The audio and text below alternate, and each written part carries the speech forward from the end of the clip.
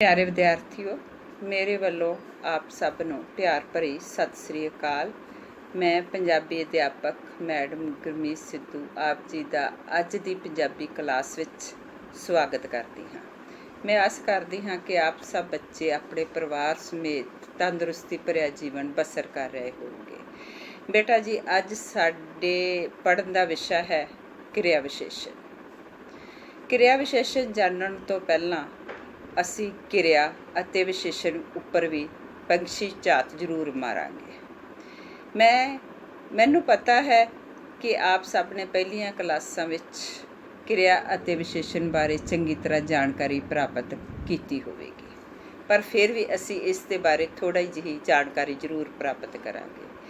ਬੇਟਾ ਜੀ, ਮੈਂ ਤੁਹਾਡੇ ਨਾਲ ਇੱਕ ਗੱਲ ਕਲੀਅਰ ਕਰ ਦੇਣਾ ਚਾਹੁੰਦੀ ਹਾਂ ਕਿ CBSE ਬੋਰਡ ਵੱਲੋਂ 10ਵੀਂ ਜਮਾਤ ਵਿੱਚ MCQ ਬਹੁਵਿਕਲਪੀ 3 ਪ੍ਰਸ਼ਨ ਜਿਹੜੇ ਨੇ ਇਹ ਸਾਨੂੰ ਆਉਂਦੇ ਨੇ 3 ਨੰਬਰ ਦੇ। ਔਰ ਜਿੰਨਾ ਚਿਰ ਅਸੀਂ ਕਿਰਿਆ ਵਿਸ਼ੇਸ਼ਣ ਬਾਰੇ ਚੰਗੀ ਤਰ੍ਹਾਂ ਜਾਣੂ ਨਹੀਂ ਹੋਵਾਂਗੇ, ਅਸੀਂ ਦਿੱਤੇ ਹੋਏ ਬਹੁਵਿਕਲਪੀ ਵਿੱਚੋਂ ਠੀਕ ਜਿਹੜਾ ਵਾ ਉੱਤਰ ਉਹ ਨਹੀਂ ਚੁਣ ਸਕਦੇ। ਸੋ ਆਓ ਸਭ ਤੋਂ ਪਹਿਲਾਂ ਅਸੀਂ ਕਿਰਿਆ ਬਾਰੇ ਜਾਣਕਾਰੀ ਪ੍ਰਾਪਤ ਕਰੀਏ। ਜਿਨ੍ਹਾਂ ਸ਼ਬਦਾਂ ਤੋਂ ਕਿਸੇ ਕੰਮ ਦੇ ਹੋਣ, ਕਰਨ, ਸਹਿਣ ਦਾ ਕਾਲ ਸਹਿਤ ਪਤਾ ਲੱਗੇ, ਵਿਆਕਰਣ ਵਿੱਚ ਉਹਨਾਂ ਨੂੰ ਕਿਰਿਆ ਕਿਹਾ ਜਾਂਦਾ ਹੈ। ਜਿਵੇਂ ਕੁੱਕੜ ਵਾਂਗ ਦੇ ਰਿਹਾ ਹੈ, ਬਿੱਲੀ ਸਾਰਾ ਦੁੱਧ ਪੀ ਗਈ, ਦੁਕਾਨਦਾਰ ਰਾਸ਼ਨ ਤੋਲ ਰਿਹਾ ਹੈ, ਅਧਿਆਪਕ ਬਲੈਕ ਬੋਰਡ 'ਤੇ ਲਿਖ ਰਿਹਾ ਹੈ। ਸੋ ਬੱਚਿਓ, ਇਹਨਾਂ ਚਾਰੇ ਹੀ ਵਾਕਾਂ ਵਿੱਚ ਰਿਹਾ ਹੈ, ਪੀ ਗਈ, ਰਿਹਾ ਹੈ, ਇਹ ਸਾਰੀਆਂ ਹੀ ਕਿਰਿਆਵਾਂ। ਵਿਸ਼ੇਸ਼ਣ ਜਿਹੜੇ ਸ਼ਬਦ ਨਾਮ ਅਤੇ ਪੜਨਾਮ ਦੇ ਗੁਣ ਔਗਣ, ਗਿਣਤੀ ਮਿਣਤੀ ਜਾਂ ਵਿਸ਼ੇਸ਼ਤਾ ਪ੍ਰਗਟ ਕਰਕੇ ਉਹਨਾਂ ਨੂੰ ਆਮ ਤੋਂ ਖਾਸ ਬਣਾਉਂਦੇ ਹਨ, ਉਹਨਾਂ ਨੂੰ ਵਿਸ਼ੇਸ਼ਣ ਆਖਦੇ ਹਨ ਜਾਂ ਆਖਿਆ ਜਾਂਦਾ ਹੈ। ਬੇਟਾ ਜੀ, ਹੇਠਲੀਆਂ ਪਿਕਚਰਸ ਧਿਆਨ ਨਾਲ ਦੇਖੋ। ਮੋਟਾ ਬੱਚਾ ਸਮੋਸੇ ਖਾ ਰਿਹਾ ਹੈ, ਕਾਲੀ ਕੁੜੀ ਗੀਤ ਗਾ ਰਹੀ ਹੈ, ਅਨੀਤਾ ਨੇ ਲਾਲ ਸਾੜੀ ਪਹਿਨੀ ਹੈ, 5 ਬੱਚੇ ਨਹਿਰ ਵਿੱਚ ਨਹਾ ਰਹੇ ਹਨ। ਸੋ ਇਹਨਾਂ ਚਿੱਤਰਾਂ ਨੂੰ ਦੇਖਣ ਤੋਂ ਪਤਾ ਲੱਗਦਾ ਹੈ ਕਿ ਮੋਟੇ ਸ਼ਬਦ ਨੇ ਬੱਚੇ ਨੂੰ, ਕਾਲੀ ਨੇ ਕੁੜੀ ਨੂੰ, ਲਾਲ ਸ਼ਬਦ ਨੇ ਸਾੜੀ ਨੂੰ, 5 ਨੇ ਬੱਚਿਆਂ ਨੂੰ ਆਮ ਤੋਂ ਖਾਸ ਬਣਾਇਆ ਹੈ। ਇਸ ਕਰਕੇ ਮੋਟਾ, ਕਾਲੀ, ਲਾਲ 5 ਸ਼ਬਦ ਵਿਸ਼ੇਸ਼ਣ ਅਖਵਾਉਂਦੇ ਹਨ। ਸੋ ਪਿਆਰੇ ਬੱਚਿਓ, ਹੁਣ ਅਸੀਂ ਆਪਣੇ ਅਸਲ ਵਿਸ਼ੇ ਕਿਰਿਆ ਵਿਸ਼ੇਸ਼ਣ 'ਤੇ ਆਉਂਦੇ ਹਾਂ। ਕਿਰਿਆ ਵਿਸ਼ੇਸ਼ਣ ਜਿਹੜੇ ਸ਼ਬਦ ਕਿਰਿਆ ਦੇ ਵਾਪਰਨ ਦਾ ਢੰਗ, ਸਮਾਂ, ਸਥਾਨ, ਪ੍ਰਕਾਰ ਆਦਿ ਦੱਸ ਕੇ ਕਿਰਿਆ ਨੂੰ ਆਮ ਤੋਂ ਖਾਸ ਬਣਾਉਂਦੇ ਹਨ, ਕਿਰਿਆ ਵਿਸ਼ੇਸ਼ਣ ਅਖਵਾਉਂਦੇ ਹਨ। ਸੋ ਉਦਾਹਰਨ ਵਜੋਂ ਹੇਠ ਲਿਖੀਆਂ ਪਿਕਚਰਸ ਦੇਖੋ। ਅਸੀਂ ਤੁਹਾਡੇ ਘਰ ਸ਼ਾਮੀ ਆਵਾਂਗੇ, ਛੋਟੀ ਬੱਚੀ ਹੌਲੀ ਹੌਲੀ ਚੱਲ ਰਹੀ ਹੈ, ਬੱਚਾ ਛੱਤ 'ਤੇ ਪਤੰਗ ਉਡਾਉਂਦਾ ਹੈ, ਕੁੱਤਾ ਮੇਜ਼ ਦੇ ਥੱਲੇ ਖੜਾ ਹੈ। ਇਹਨਾਂ ਸਾਰੇ ਵਾਕਾਂ ਵਿੱਚ ਸ਼ਾਮ, ਹੌਲੀ ਹੌਲੀ, ਛੱਤ ਤੇ ਥੱਲੇ ਸ਼ਬਦਾਂ ਨੇ ਕਿਰਿਆ ਦਾ ਸ਼ਾਮੀ ਭਾਵ ਸਮਾਂ, ਹੌਲੀ ਹੌਲੀ ਪ੍ਰਕਾਰ, ਛੱਤ ਤੇ ਸਥਾਨ, ਮੇਜ਼ ਦੇ ਥੱਲੇ ਸਥਾਨ ਦੱਸਿਆ ਹੈ। ਇਸ ਕਰਕੇ ਇਹ ਸ਼ਬਦ ਕਿਰਿਆ ਵਿਸ਼ੇਸ਼ਣ ਹਨ। ਕਿਰਿਆ ਵਿਸ਼ੇਸ਼ਣ ਦੀਆਂ ਕਿਸਮਾਂ। ਕਿਰਿਆ ਵਿਸ਼ੇਸ਼ਣ 8 ਪ੍ਰਕਾਰ ਦੇ ਹੁੰਦੇ ਹਨ। ਕਾਲਵਾਚਕ ਕਿਰਿਆ ਵਿਸ਼ੇਸ਼ਣ, ਸਥਾਨਵਾਚਕ ਕਿਰਿਆ ਵਿਸ਼ੇਸ਼ਣ, ਪ੍ਰਮਾਣਵਾਚਕ ਕਿਰਿਆ ਵਿਸ਼ੇਸ਼ਣ, ਸੰਖਿਆਵਾਚਕ ਕਿਰਿਆ ਵਿਸ਼ੇਸ਼ਣ, ਪ੍ਰਕਾਰਵਾਚਕ ਕਿਰਿਆ ਵਿਸ਼ੇਸ਼ਣ, ਕਾਰਨਵਾਚਕ ਕਿਰਿਆ ਵਿਸ਼ੇਸ਼ਣ, ਨਿਸ਼ਚੈਵਾਚਕ ਕਿਰਿਆ ਵਿਸ਼ੇਸ਼ਣ ਤੇ ਨਿਰਣਾਵਾਚਕ ਕਿਰਿਆ ਵਿਸ਼ੇਸ਼ਣ। ਪਹਿਲਾ ਹੈ ਬੇਟਾ ਜੀ ਕਾਲਵਾਚਕ ਕਿਰਿਆ ਵਿਸ਼ੇਸ਼ਣ। ਜਿਹੜੇ ਸ਼ਬਦ ਕਿਰਿਆ ਦੇ ਵਾਪਰਨ ਦਾ ਸਮਾਂ ਦੱਸਣ, ਭਾਵ ਕਿ ਕਿਰਿਆ ਕਦੋਂ ਵਾਪਰੀ ਹੈ, ਕਾਲਵਾਚਕ ਕਿਰਿਆ ਵਿਸ਼ੇਸ਼ਣ ਅਖਵਾਉਂਦੇ ਹਨ।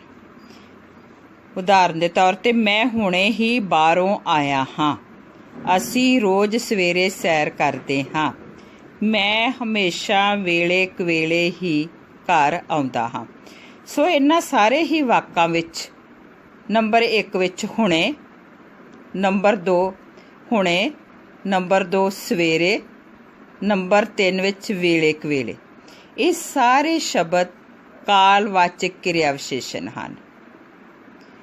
ਇਹ ਸ਼ਬਦ ਜਿਹੜੇ ਕਾਲਵਾਚਕ ਕਿਰਿਆ ਵਿਸ਼ੇਸ਼ਣ ਹਨ, ਇਹ ਸ਼ਬਦ ਕਿਰਿਆ ਦੇ ਵਾਪਰਨ ਦਾ ਸਮਾਂ ਦੱਸ ਰਹੇ ਹਨ, ਇਸ ਕਰਕੇ ਇਹ ਕਾਲਵਾਚਕ ਕਿਰਿਆ ਵਿਸ਼ੇਸ਼ਣ ਹਨ। ਜਿਹੜੇ ਸ਼ਬਦ ਕਿਰਿਆ ਦੇ ਵਾਪਰਨ ਦਾ ਸਥਾਨ ਦੱਸਣ, ਸਥਾਨਵਾਚਕ ਕਿਰਿਆ ਵਿਸ਼ੇਸ਼ਣ ਅਖਵਾਉਂਦੇ ਹਨ। ਸਥਾਨ ਮੀਨਸ ਜਗ੍ਹਾ, ਕਿ ਕਿਰਿਆ ਕਿਹੜੀ ਜਗ੍ਹਾ 'ਤੇ ਹੋ ਰਹੀ ਹੈ। ਜਿਵੇਂ ਦੁਲਹਨ ਅੰਦਰ ਬੈਠੀ ਹੈ ਕਿਰਿਆ ਹੈ, ਇਹ ਕਿਰਿਆ ਕਿੱਥੇ ਹੋ ਰਹੀ ਹੈ? ਅੰਦਰ। ਮਾਤਾ ਬਾਹਰ ਰੋਟੀ ਪਕਾ ਰਹੀ ਹੈ ਕਿਰਿਆ, ਤੇ ਬਾਹਰ ਜਿਹੜਾ ਹੈ ਉਹ ਸਥਾਨ ਹੈ। ਕਿਰਿਆ ਕਿੱਥੇ ਹੋ ਰਹੀ ਹੈ? ਬਾਹਰ। ਮੈਂ ਆਪਣੇ ਸਕੂਲ ਦੇ ਨੇੜੇ ਹੀ ਰਹਿੰਦਾ ਹਾਂ ਕਿਰਿਆ, ਕਿੱਥੇ ਰਹਿੰਦਾ ਹਾਂ? ਨੇੜੇ। ਜਗ੍ਹਾ ਦਾ ਨਾਮ ਦੱਸਿਆ ਕਿ ਕਿਰਿਆ ਕਿੱਥੇ ਹੈ, ਇਸ ਕਰਕੇ ਅੰਦਰ, ਬਾਹਰ, ਨੇੜੇ ਕੀ ਹੈ? ਸਥਾਨਵਾਚਕ ਕਿਰਿਆ ਵਿਸ਼ੇਸ਼ਣ। ਪ੍ਰਮਾਣਵਾਚਕ ਵਿਸ਼ੇਸ਼ਣ, ਅਗਲੀ ਤੀਸਰੀ ਕਿਸਮ, ਜਿਨ੍ਹਾਂ ਸ਼ਬਦਾਂ ਤੋਂ ਕਿਰਿਆ ਦੇ ਕੰਮ ਦੀ ਮਿਕਦਾਰ ਜਾਂ ਮਿਣਤੀ ਪਤਾ ਲੱਗੇ। ਥੋੜਾ ਆਰਾਮ ਕਰ ਲਵੋ, ਜਰਾ ਰੁਕਣਾ, ਮੈਂ ਘਰ ਦੀ ਚਾਬੀ ਲੈ ਆਵਾਂ, ਉਸ ਨੂੰ ਘੱਟ ਵੱਧ ਹੀ ਸੁਣਦਾ ਹੈ।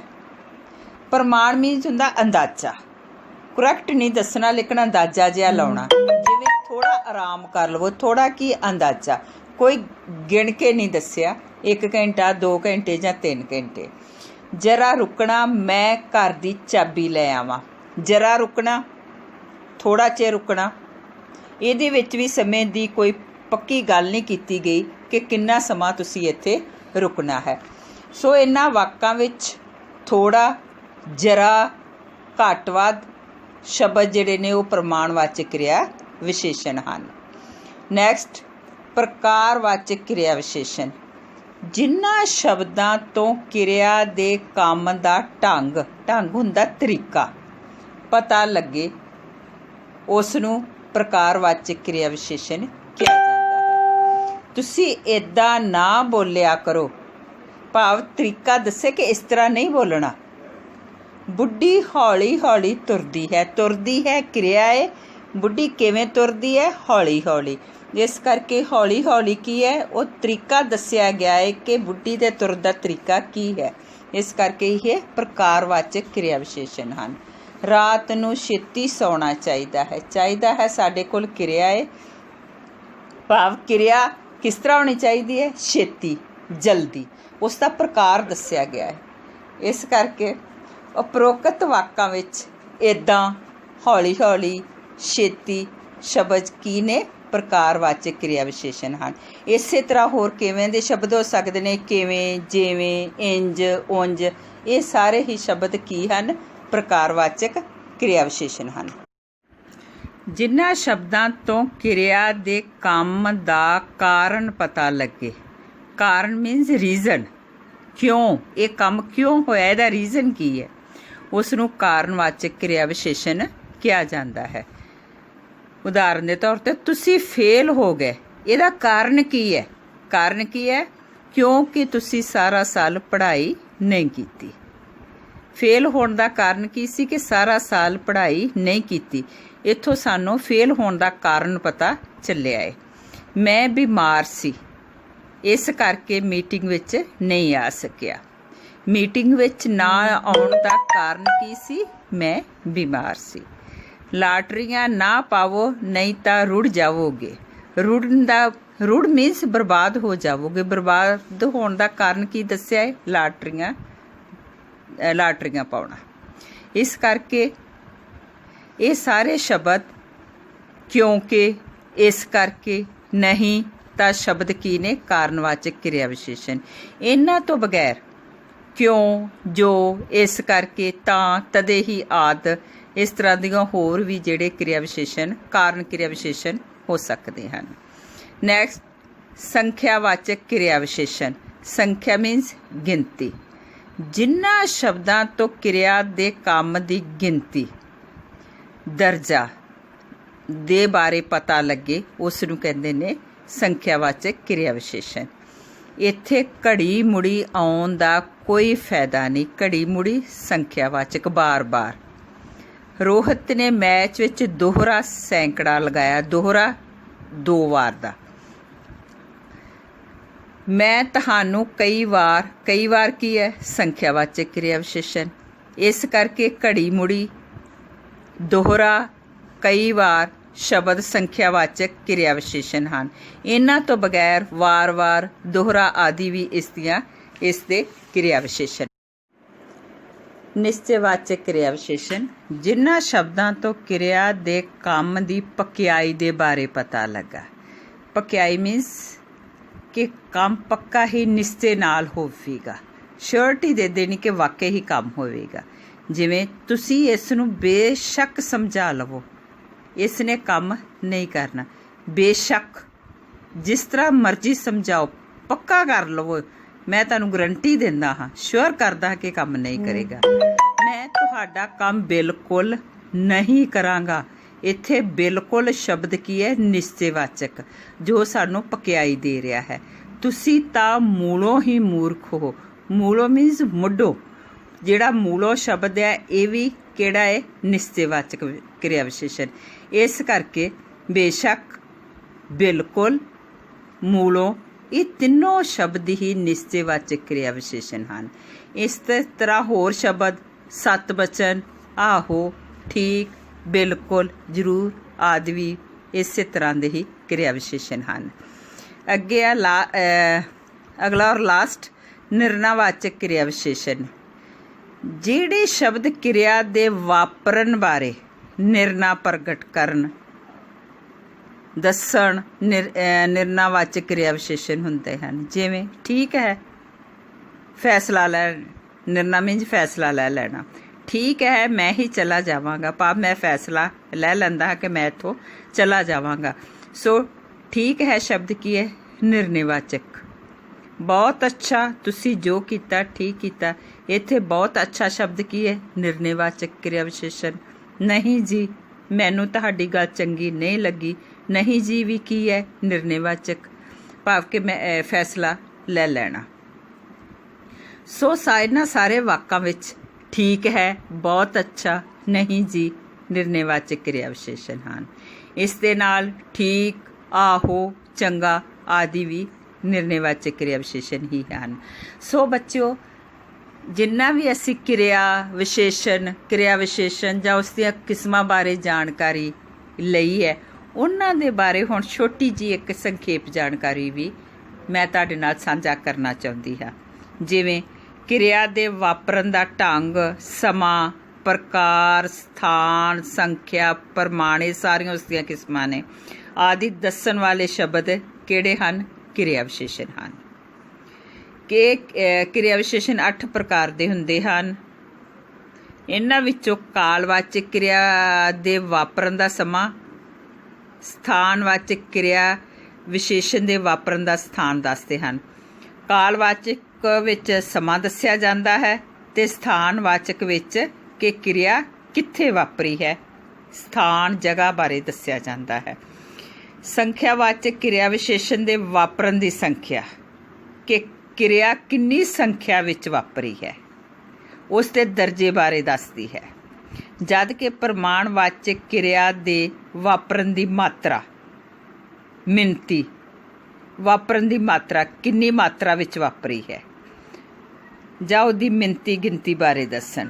ਪ੍ਰਕਾਰਵਾਚਕ ਕਿਰਿਆ ਵਿਸ਼ੇਸ਼ਣ ਦੇ ਵਾਪਰਨ ਦੀ ਕਿਸਮ, ਕਿਹੜੀ ਕਿਸਮ ਹੈ, ਵਾਪਰਨ ਦਾ ਢੰਗ ਕੀ ਹੈ, ਕਾਰਨ, ਕਿਉਂ ਵਾਪਰੀ ਹੈ, ਕਿਉਂਕਿ ਉਸ ਦਾ ਕੋਈ ਰੀਜ਼ਨ ਦੱਸੇ, ਉਸ ਨੂੰ ਕਹਿੰਦੇ ਨੇ ਕਾਰਨਵਾਚਕ ਕਿਰਿਆ ਵਿਸ਼ੇਸ਼ਣ। ਨਿਸ਼ਚੈਵਾਚਕ ਕਿਰਿਆ ਵਿਸ਼ੇਸ਼ਣ ਦੇ ਵਿੱਚ ਪਕਿਆਈ ਬਾਰੇ ਦੱਸ ਦੇਣਾ ਕਿ ਵਾਕਿਆ ਹੀ ਇਹ ਕੰਮ ਹੋਵੇਗਾ। ਅਤੇ ਨਿਰਣੈਵਾਚਕ ਕਿਰਿਆ ਵਿਸ਼ੇਸ਼ਣ ਦੇ ਵਿੱਚ ਨਿਰਣਾ ਲੈ ਲੈਣਾ, ਫੈਸਲਾ ਲੈਣਾ ਦੇ ਬਾਰੇ ਵਿੱਚ ਦੱਸਿਆ ਜਾਂਦਾ ਹੈ। ਸੋ ਬੱਚਿਓ, CBSE ਦੇ ਪੇਪਰ ਵਿੱਚ ਹਮੇਸ਼ਾ ਹੀ ਜਿਹੜੀ ਕਿਰਿਆ ਵਿਸ਼ੇਸ਼ਣ ਹੈ ਇਹ MCQ ਵਿੱਚ ਹੀ ਆਉਂਦੀ ਹੈ। MCQ ਮੀਨਸ ਬਹੁ ਵਿਕਲਪੀ ਵਿੱਚ ਆਉਂਦੀ ਹੈ। 3 ਤਰ੍ਹਾਂ ਦੇ ਸਾਨੂੰ ਇਹ ਵਾਲੇ ਕੁਐਸਚਨ ਆਉਣਗੇ, 3 ਮਾਰਕਸ ਦੇ ਆਉਣਗੇ, 3 ਨੰਬਰ ਦੇ, ਅਤੇ ਇਹਦੇ ਤਿੰਨਾਂ ਹੀ ਪ੍ਰਸ਼ਨਾਂ ਦੇ ਸਾਨੂੰ MCQ ਬਹੁ ਵਿਕਲਪੀ ਦਿੱਤੇ ਜਾਣਗੇ, ਜਿਨ੍ਹਾਂ ਵਿੱਚੋਂ ਅਸੀਂ ਇੱਕ ਠੀਕ ਆਨਸਰ ਚੁਣਨਾ ਹੋਵੇਗਾ। ਔਰ ਠੀਕ ਆਨਸਰ ਅਸੀਂ ਤਦ ਹੀ ਚੁਣ ਸਕਦੇ ਹਾਂ ਜੇਕਰ ਸਾਨੂੰ ਇਹਨਾਂ ਬਾਰੇ ਕੋਈ ਗਿਆਨ ਹੋਵੇਗਾ। ਸੋ ਬਹੁ ਵਿਕਲਪੀ ਕਰਨ ਤੋਂ ਪਹਿਲਾਂ ਇੱਕ ਵਾਰ ਫਿਰ ਤੁਹਾਨੂੰ ਕਿਰਿਆ ਵਿਸ਼ੇਸ਼ਣ ਅਤੇ ਉਹਦੀਆਂ ਕਿਸਮਾਂ ਬਾਰੇ ਜਾਣਕਾਰੀ ਪੂਰੀ ਜਿਹੜੀ ਹੈ ਇਹ ਤੁਸੀਂ ਪੜ੍ਹ ਕੇ ਪ੍ਰਾਪਤ ਕਰ ਸਕਦੇ ਹੋ। ਉਹਨੂੰ ਕਿਰਿਆ ਵਿਸ਼ੇਸ਼ਣ ਦੀ ਪਰਿਭਾਸ਼ਾ ਕਿਸਮਾਂ ਨੂੰ ਚੰਗੀ ਤਰ੍ਹਾਂ ਪੜ੍ਹਨਾ ਹੈ, ਸਮਝਣਾ ਹੈ ਅਤੇ ਲਿਖਣਾ ਹੈ। ਉਸ ਤੋਂ ਬਾਅਦ ਹੀ ਤੁਸੀਂ ਜਿਹੜੀਆਂ ਵਾ ਇਸ ਦੇ ਵਿੱਚੋਂ ਬਹੁ ਵਿਕਲਪੀ ਭਾਵ ਠੀਕ ਆਨਸਰ ਜਿਹੜਾ ਵਾ ਉਹ ਚੁਣ ਸਕਦੇ ਹੋ। ਸੋ ਪਿਆਰੇ ਵਿਦਿਆਰਥੀਓ, ਹੁਣ ਅਸੀਂ ਅਭਿਆਸ ਦੇ ਤੌਰ 'ਤੇ ਪ੍ਰਸ਼ਨ ਵਿੱਚ ਦਿੱਤੇ ਵਿਕਲਪਾਂ ਵਿੱਚੋਂ ਸਹੀ ਵਿਕਲਪ ਦੀ ਚੋਣ ਕਰਦੇ ਹਾਂ।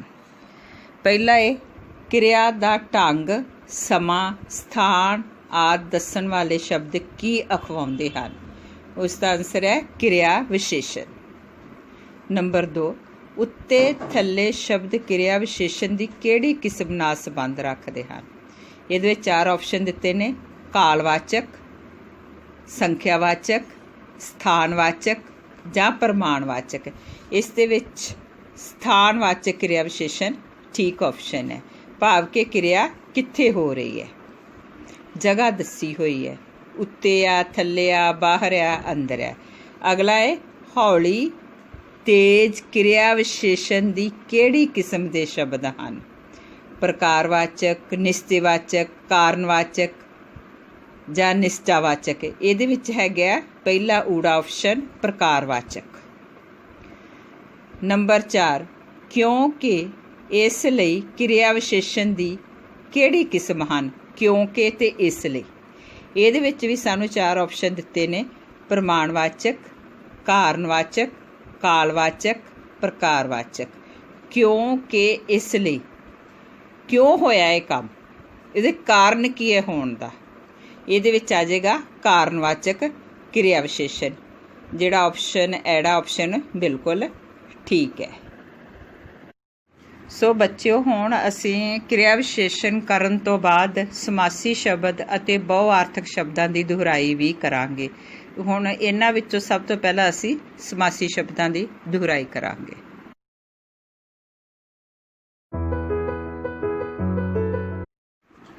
ਸਮਾਸੀ ਸ਼ਬਦ। ਸਮਾਸ ਦਾ ਅਰਥ ਹੈ ਜੋੜਨਾ। ਉਹ ਰਚਿਤ ਸ਼ਬਦ ਜਿਹੜੇ 2 ਜਾਂ 2 ਤੋਂ ਵੱਧ ਸ਼ਬਦਾਂ ਦੇ ਮੇਲ ਨਾਲ ਸੰਬੰਧਕ ਲੱਗ ਕੇ ਬਣੇ ਹੋਣ। ਸੰਬੰਧਕ ਹੁੰਦੇ 2 ਸ਼ਬਦਾਂ ਨੂੰ ਜੋੜਨ ਵਾਲਾ ਸ਼ਬਦ, ਜਿਵੇਂ ਤੇ, ਅਤੇ ਆਦਿ। ਉਹਨਾਂ ਨੂੰ ਸਮਾਸੀ ਸ਼ਬਦ ਕਿਹਾ ਜਾਂਦਾ ਹੈ। ਜਦੋਂ ਕੋਈ 2 ਸ਼ਬਦਾਂ ਨੂੰ ਜੋੜ ਕੇ ਇੱਕ ਸ਼ਬਦ ਬਣਾਇਆ ਜਾਵੇ ਤਾਂ ਸੰਬੰਧਕ ਦੀ ਵਰਤੋਂ ਨਹੀਂ ਕੀਤੀ ਜਾਂਦੀ। ਇਸ ਨੂੰ ਲਿਖਣ ਦੇ 2 ਤਰੀਕੇ ਹਨ। ਜਾਂ ਤਾਂ ਦੋਵੇਂ ਸ਼ਬਦ ਇਕੱਠੇ ਜੋੜ ਕੇ ਲਿਖ ਦਿੱਤੇ ਜਾਂਦੇ ਹਨ, ਜਿਵੇਂ ਨਿਰਬਲ, ਸਿਰਲੇਖ, ਸਤਵਾਰਾ, ਗੁਰਮੁਖ ਆਦਿ। ਪਰ ਜੇਕਰ ਅਜਿਹੇ ਸ਼ਬਦ 2 ਜਾਂ 2 ਤੋਂ ਵਧੇਰੇ ਸ਼ਬਦਾਂ ਦੇ ਸਮਾਸ ਤੋਂ ਬਣਨ ਦਾ ਉਚਾਰਨ ਇਕੱਠਾ ਨਾ ਹੁੰਦਾ ਹੋਵੇ, ਸਗੋਂ ਉਚਾਰਨ ਵਿੱਚ ਇਕੱਠੇ ਕੀਤੇ ਜਾਣ ਵਾਲੇ ਸ਼ਬਦ ਵੱਖ-ਵੱਖ ਰੂਪਾਂ ਵਿੱਚ ਬੋਲੇ ਜਾਣ, ਤਾਂ ਉਹਨਾਂ ਸ਼ਬਦਾਂ ਨੂੰ ਲਿਖਤੀ ਰੂਪ ਵਿੱਚ ਜੋੜਨੀ ਭਾਵ ਡੈਸ਼ ਲਾਈ ਜਾਂਦੀ ਹੈ। ਅਜਿਹੇ ਸ਼ਬਦਾਂ ਨੂੰ ਸਮਾਸੀ ਸ਼ਬਦ ਕਿਹਾ ਜਾਂਦਾ ਹੈ, ਜਿਵੇਂ ਆਤਮ, ਕਥਾ। ਆਤਮ ਇੱਕ ਸ਼ਬਦ ਹੈ, ਕਥਾ ਦੂਸਰਾ, ਵਿੱਚ ਅਸੀਂ ਜੋੜਨੀ ਪਾ ਕੇ ਉਹਨੂੰ ਸਮਾਸੀ ਸ਼ਬਦ ਬਣਾ ਦੇਵਾਂਗੇ। ਹੱਡ, ਬੀਤੀ। ਹੱਡ ਇੱਕ ਸ਼ਬਦ ਹੈ, ਬੀਤੀ ਦੂਸਰਾ, ਉਹਦੇ ਵਿੱਚ ਅਸੀਂ ਜੋੜਨੀ ਪਾ ਕੇ ਉਸ ਦਾ ਸਮਾਸੀ ਸ਼ਬਦ ਬਣਾਤਾ ਹੱਡ ਬੀਤੀ। ਇਸੇ ਤਰ੍ਹਾਂ ਹੀ ਪਿਤਾ ਪੁਰਖੀ, ਭੇਡ ਚਾਲ, ਅਮੀਰ ਗਰੀਬ, ਦਿਨ ਰਾਤ ਆਦਿ। ਬੱਚਿਓ, ਅੱਜ ਅਸੀਂ ਬਹੁਆਰਥਕ ਸ਼ਬਦਾਂ ਦੀ ਦੁਹਰਾਈ ਕਰਾਂਗੇ। ਜਿਨ੍ਹਾਂ ਸ਼ਬਦਾਂ ਦੇ ਅਰਥ ਇੱਕ ਤੋਂ ਵਧੇਕ ਹੋਣ ਉਹਨਾਂ ਨੂੰ ਬਹੁ-ਆਰਥਕ ਸ਼ਬਦ ਕਿਹਾ ਜਾਂਦਾ ਹੈ, ਭਾਵ ਕਿ ਸ਼ਬਦ ਇੱਕ ਹੋਣ ਲੇਕਿਨ ਉਹਨਾਂ ਦੇ ਅਰਥ ਜ਼ਿਆਦਾ ਨਿਕਲਦੇ ਹੋਣ। ਅਜਿਹੇ ਸ਼ਬਦਾਂ ਬਾਰੇ ਦੋ ਗੱਲਾਂ ਧਿਆਨਯੋਗ ਰੱਖਣ ਵਾਲੀਆਂ ਹਨ। ਇੱਕ ਤਾਂ ਇਹ ਕਿ ਇਹਨਾਂ ਸ਼ਬਦਾਂ ਦਾ ਰੂਪ ਉਹੀ ਰਹਿੰਦਾ ਹੈ ਅਤੇ ਦੂਜਾ ਇਹਨਾਂ ਸ਼ਬਦਾਂ ਦੇ ਮੂਲ ਅਰਥ ਭਿੰਨ-ਭਿੰਨ ਹੁੰਦੇ ਹਨ। ਆਓ ਹੁਣ ਅਸੀਂ ਉਦਾਹਰਨ ਵਜੋਂ ਇੱਕ ਦੋ ਸ਼ਬਦ ਦੇਖਦੇ ਹਾਂ। ਜਿਵੇਂ ਪਹਿਲਾ ਹੈ ਉੱਚਾ। ਉੱਚਾ ਉੱਚੀ ਆਵਾਜ਼ ਨੂੰ ਵੀ ਕਿਹਾ ਜਾਂਦਾ ਹੈ, ਜਿਵੇਂ ਬੁੱਢਿਆਂ ਨੂੰ ਆਮ ਤੌਰ 'ਤੇ ਉੱਚਾ ਸੁਣਦਾ ਹੈ, ਭਾਵ ਉੱਚੀ ਆਵਾਜ਼ ਵਿੱਚ। ਦੂਸਰਾ ਹੈ ਸਾਡਾ ਮਕਾਨ ਇਸ ਗਲੀ ਵਿੱਚ ਸਭ ਨਾਲੋਂ ਉੱਚਾ ਹੈ। ਉੱਚਾ ਮੀਨਜ਼ ਉੱਚੀ ਥਾਂ।